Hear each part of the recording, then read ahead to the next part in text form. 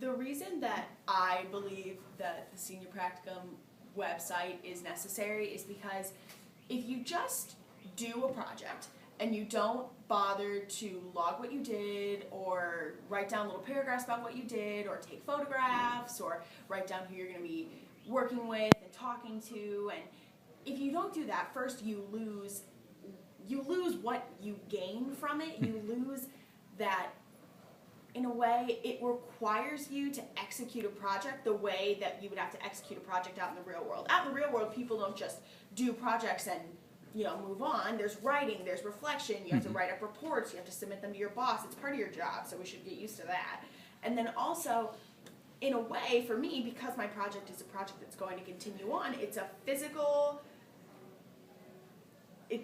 Evidence. It's a physical representation of what I did that I can pass on to people and that people can look at and see what I did, see what I was thinking, see what I was feeling.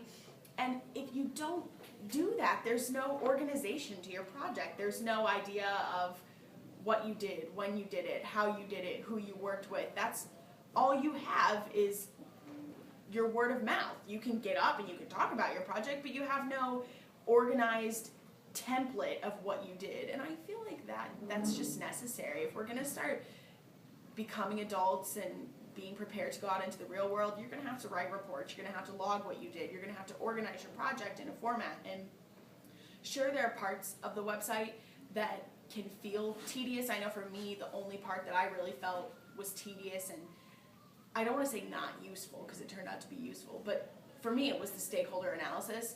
But everything else, I could really see the merit in what I was doing. The writing of the reflections, the logging my hours, the doing background research and writing up paragraphs about who I was working with and what I was doing and why I wanted to do it, and writing a full plan of what I wanted to do. Those are things that you have to do out in the real world, and just because it's long and it's tedious doesn't mean that we shouldn't do it. So that's why I think we should do the website. And for you, it's beneficial for you, but for others, what do you think it's going to be beneficial others? I think it depends on size and scope. I know some people who their project revolved around one event and one night, so I don't necessarily believe, I think for them it was difficult to fill the website. They just didn't have enough stuff. My project was long and drawn out, so the website was perfect, and it was also, I knew I wanted to continue to share my project with others, so it was great.